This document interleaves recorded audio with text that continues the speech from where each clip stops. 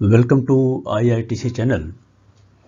Friends, today we are going to see the potential questions to be asked during the safety officer interview or safety supervisor interview or HSE supervisor interview or HSE manager interview. These are top 50 potential hot questions what you will face during the interview. Probably the phase will be different. Probably they will ask the different questions. I can tell you over past 27 years of my experience, I might have done around 1000 interviews, and out of 1000 interviews I might have selected around 200 people to work for the company in different organization in different countries. Questions remain same, and probably the methodology are different. You will see in our slide. Let us go ahead. This is about me. I will not read line by line. This is about IITC profile, what we do. These are the key competencies for our organization. Now we are going to see, top 50 questions which are potential to be asked during the safety officer interview. आज हम लोग हिंदी और अंग्रेजी दोनों में बात करेंगे ताकि आप सभी को मैक्सिमम ज़्यादा से ज़्यादा इस वीडियो का फ़ायदा हो. Probably I am going little fast because I want to give you more in less time. What do you mean by injury? This is a very hot topic, very hot point, very hot question. You will face this question. So here you can say, this thing, but you do not need to remember in chronology in one by one. You can say that injury is a physical harm or damage to the body resulting from an exchange of energy that exceeds the body tolerance. Or you can say injury can result death, loss of consciousness, administration or medical treatment, temporary malfunction of your organs, inability to perform the duties in all the time, temporarily or permanently. This is the injury. So what I am saying, if you are going for any interview, take a deep breath, remember a few words. No need to remember all words. If you remember all words, this is even better. But if you don't remember, don't put yourself down. Be confident. Answer confidently. Show your attitude. Show your body language. This is what anybody who is taking your interview is expecting. Near miss. Near miss, any event which has not resulted into a loss, which is about to happen, in a simple language. And accidents can be prevented. All accidents can be prevented. The only question is if you are able to detect all the near misses on time, and if you remove all the near misses, all the unsafe actions, all the unsafe conditions, so you are able to prevent all the accident. If you see the definition, it means any unplanned sudden event then that could have caused injury to man, machine, material, environment. That has not yet happened. So therefore it is important to control all the near misses, because if you are able to control all the near misses, if you are able to remove all the near misses, definitely all the accidents can be prevented. If somebody asks you, can accident be preventable? You can say yes, all accidents are preventable. Only thing what you need to do, you need to identify all the near misses, you need to remove all the near misses, and if you are able to remove all the near misses, that means there will be no accident.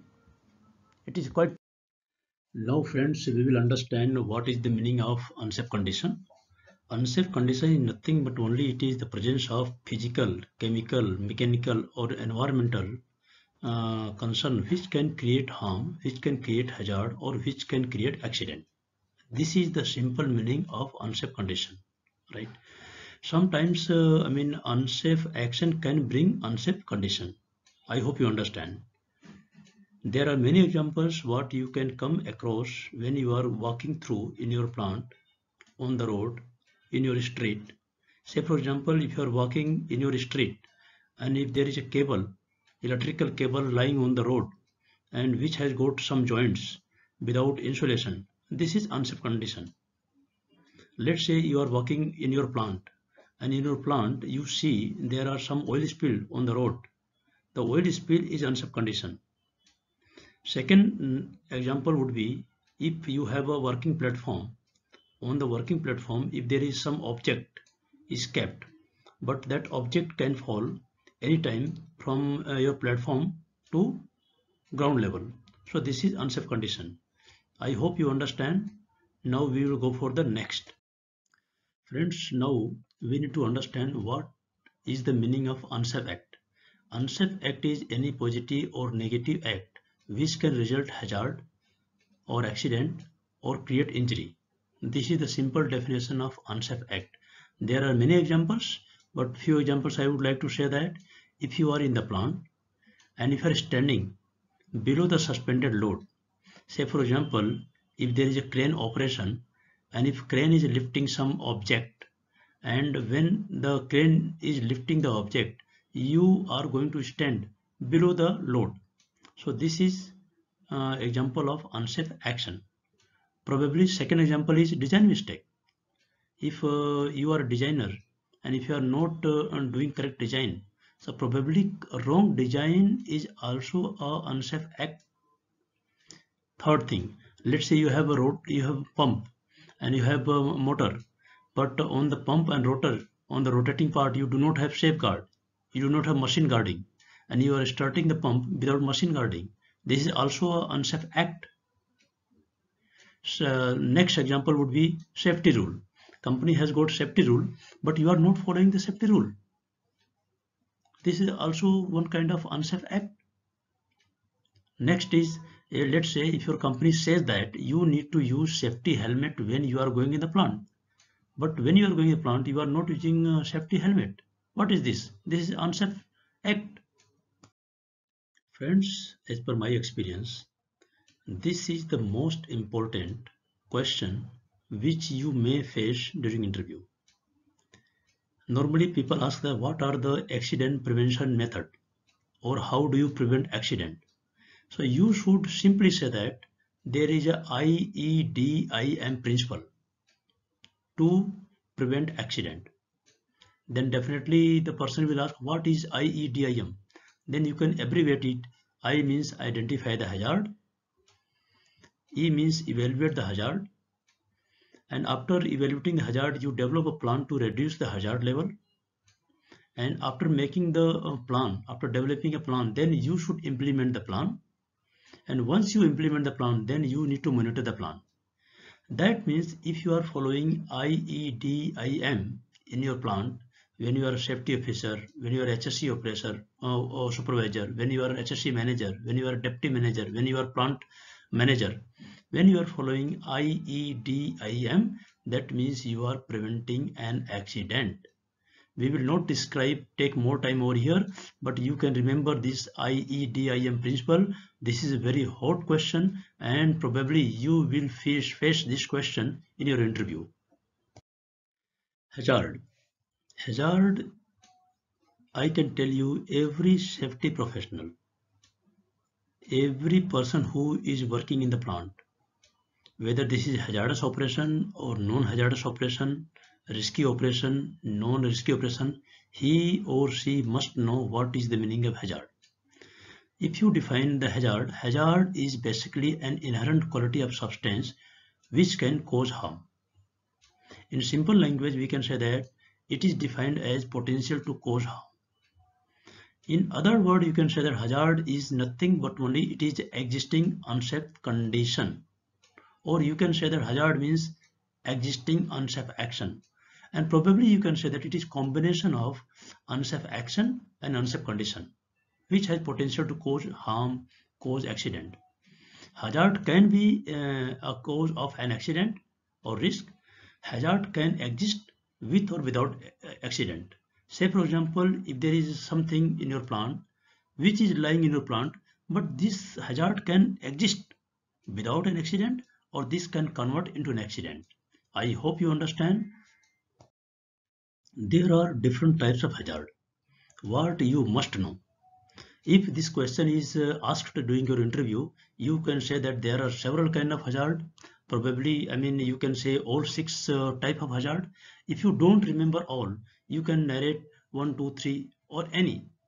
You can say physical hazard, chemical hazard, mechanical hazard, biological hazard, ergonomical hazard, radiological hazard. You can also give some example. What is physical hazard? Physical hazard means temperature, vibration, noise is type of physical hazard. What is chemical hazard? Chemical has got their inherent quality like flammable, it may be toxic, it may be explosive. What is mechanical hazard? Maybe some, I mean, potential dynamic energy, maybe pressure. These are called as a mechanical hazard. What are biological hazard? Maybe some infection, some bacteria, some virus. Maybe you are dealing with some patient. It is the cause of biological hazard. What is ergonomical hazard? Ergonomical hazard is nothing but only it is known as your work habit.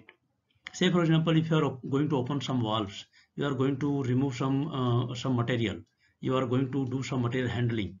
So this is dealing with ergonomical hazard. What is radiological hazard? In your plant, you are going to use some time during NDT, non-destructive test. You are going to use some radio source. You are going to use some radiation. You are going to do some welding test. So there is chance of some radiation exposure. So that is, I mean, radiological hazard. For this point of time, for point of interview, this is enough. I think if you want to know something detailed, probably you can go through my detailed video about types of hazard, where you will get different type of examples with narration, with photography, with videography, which will clear your doubt about hazards. For the interview point of view, you need to remember these 5 or 6 hazards, what you can tell in the interview. And this is enough for interview point of view. Now question is, if you know the hazard, how to identify the hazard in your organization? There are various ways and means, there are various tools which can help your organization to identify different kind of hazards. Few tools I would like to narrate over here. Plant safety inspection is one of the tool. Walkthrough survey is a second kind of tool. Like generic data is the third type of hazard identification tool. Probably accident investigation recommendations. This is also one of the hazard identification. HAZOP is hazard operability. This is also one of the identification tool for hazard. Safety audit. It is one of the biggest tool, good tool to identify your hazards. BOTI. There are many tools. Quantitative risk assessment, consequence analysis, PHACR, PHASER, there is a NVID analysis, there is a hazard analysis. There are many tools. Probably we will not flood with the information, because this information may confuse you. So at this point of time, you need to remember this kind of tools, what is going to be useful for you during the interview. Gentlemen, now we are at a very beautiful point, risk. Probably you might have heard this name many times and you know the definition. But if you define in terms of technical language, risk is a two-dimensional element. This is a product of probability and severity. Risk can be defined as P multiplied by S, where P is a probability, S is severity. When we will see the risk matrix, you will understand what is the risk. For this point of time, you can say that risk is a bidimensional. This is a product of probability and severity. Individual risk per annum. It is also known as IRPA. Sometimes people say IRPA. This is a quantitative risk assessment terminology. This is the risk to an individual person per annum basis. Normally, it should be less than 1 into 10 power minus 3. For interview point of view, for this understanding point of view, this is enough for our understanding. When we will see a dedicated training for quantitative risk assessment, where we will see that what is a consequence analysis, what is dispersion modeling, what is failure frequency, in the detail, then we will try to identify, then we will try to define what is IRPA and what are other control measures for IRPA, what is IRPA, how it is affect, what is international guideline for that, what is company guideline for that. Societal risk, this is also one of the quantitative risk assessment terminology. These are more used when you are going to discuss quantitative risk assessment. For this point of time, you can understand societal risk means chance of number of people being affected by a single event or set of events. If you wish, you can remember this, or you can say based on your experience. There is no need to worry if you are not able to remember word to word, line to line. You can say that FN curve, societal risk is also known as FN curve. What is FN curve? FN curve means frequency versus number of people being affected. Emergency. You might know this word. Probably you know the definition. You can also explain the definition of emergency. Emergency is basically a situation which can create a threat to person or property. It can also be defined which can poses a risk to life or health of person due to fire, explosion, toxic emission. These things can bring emergency in the plant. For emergency point of view, for the definition point of view, you can say that it is a situation which can be a threat to a person or property. Emergency plan. Emergency plan is nothing but only it is a written plan for each identified hazard and their consequences to minimize damage control or to reduce damage if in case of any accident. Emergency plan describes everything, describes what is the hazards, what can go wrong, what could be the consequence, and if this accident happens, what could be the steps so that we can reduce the damage, we can control the damage, we can minimize the injury, we can minimize the fatality. So everything is identified in advance. It is practiced on regular basis so that in case of any emergency, this plan can be implemented to do a damage control. Escape. Normally in this there are two terminology: escape and evacuate. Escape is the first action, then second action is evacuate.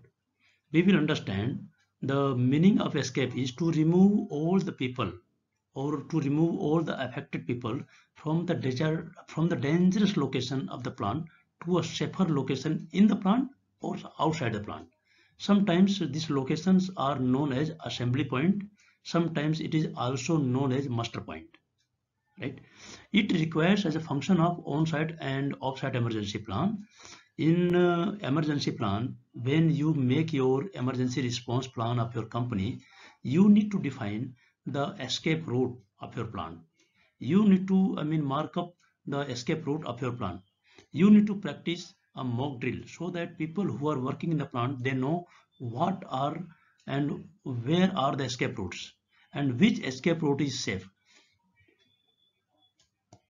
As we mentioned that escape and evacuation. Evacuation is the second part.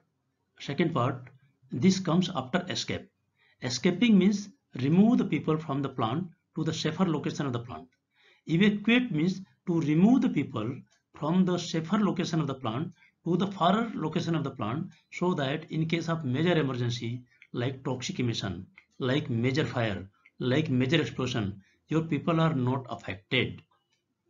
So say for example, in the brief, if you have a plant, if you are working in the plant and if something goes wrong in one corner of the plant, so it is your duty to remove the people from that location of the plant to the safer location of plant. This is called as escape. Now evacuation means if the accident is big, if the explosion is big, if fire is big, then you have to remove the people from the safer location of the plant to the farther location of the plant, quite away. Maybe it may be some schools nearby the area, it may be some open field nearby the area, it may be government places, safe location of the plant, like this. Disaster. You might have heard this name many times, either in your organization or in your company or when you are studying. Disaster is nothing but only it is a catastrophic situation which can bring immediately dangerous to life or health of person on immediate basis. There are examples, you can understand what is disaster. Earthquake is a disaster. You might have heard earthquakes, you might have experienced earthquakes. Volcanic eruption, you might have heard this thing. In Western countries, when there is a volcano eruptions, you have to remove the people from the location immediately. It may be major flood, maybe major slide, maybe major cyclone. It may be major fire of in a chemical company. It is major explosion in a refinery. It may be major toxic emission in the pharmaceutical company. So there are sometimes man-made disaster. There is a natural disaster, and we will see that what are the man-made disaster. These are the examples of man-made disaster. Armed conflict. If there is a war, so war can be a man-made disaster. There will be industrial accident like a major fire, major explosion, major toxic emission. These are the industrial, accident or industrial disaster. River pollution. If any companies send their effluent, toxic effluent in the river, so probably all the fishes, all the flora and fauna of the river will die. This is major disaster. So these are the examples of man-made disaster. Disaster Management Plan, it is also known as a DMP. It means making plans for every possible things in advance and practice plan to mitigate, minimize the suffering and effect of disaster or accident. In DMP, it also includes on-site emergency plan and off-site emergency plan. Probably in my next training session, we will describe what is on-site emergency plan and what is off-site emergency plan in detail, so that you don't kill your time over here. For this point of time, you should know that what are the various elements of the DMP. Emergency response procedure is a part of DMP, which includes all possible emergencies, which includes all possible contact numbers, which includes the communication flow chart, which includes all key personnel who will be working in case of emergency, and this has to be practiced in advance so that you can reduce the impact of disaster, if any. Guys, with this we are ending our session for module 1. We have detailed videos and training module for interview. If you have time and if you have any confusion and doubt, I would request you to go through that video, and if you need any help, you can send the email to us, or you can also join a WhatsApp group so that you can get regular message for HSE knowledge and awareness. Thank you very much.